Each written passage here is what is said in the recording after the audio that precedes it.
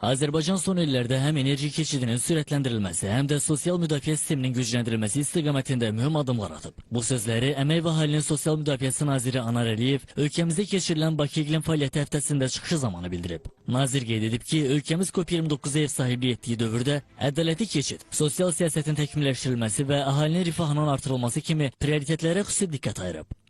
Azərbaycan Respublikasının Prezidenti Cənab İlham Əliyevin sosial sahədə apardığı ardıcıl və məqsədyönlü siyasətin nəticəsi olaraq 2018-2025-ci illərdə 5 böyük sosial islahat paketi həyata keçirilmişdir.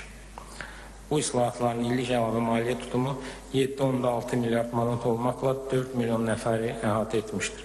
Nəticədə bu dövrdə minimum əmək haqqı 3,1 dəfə, minimum pensiya 2,9 dəfə, orta aylıq pensiya isə 2,6 dəfə artmışdır. Sosial müavinət və təqaüd ödənişlərinin həcmi isə 5 dəfə artaraq 1,9 milyard manata çatmışdır.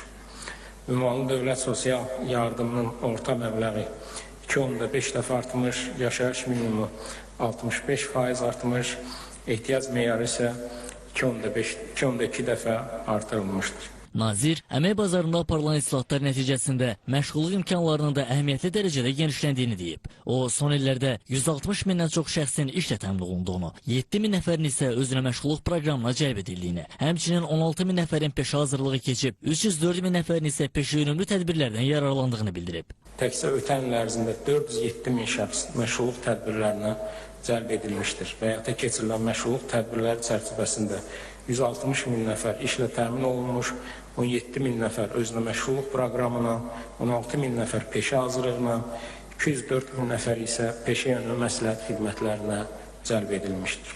10 min nəfər isə işsizdən sığorta ödənişi ilə təmin edilmişdir. Həmçinin 1400-ə yaxın peşə və kvalifikasiya standartı hazırlanmışdır və növbəti ilin sonuna kimi bu standartların sayının 1800-ə çatdırılması nəzərdə tutulur.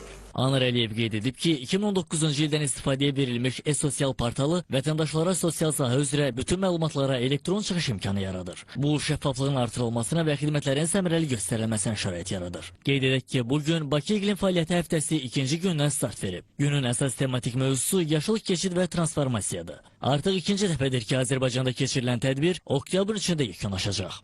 Sabir Səfərov, Eldəniz Əhmədov, Mirçingiz Ağayev, Real.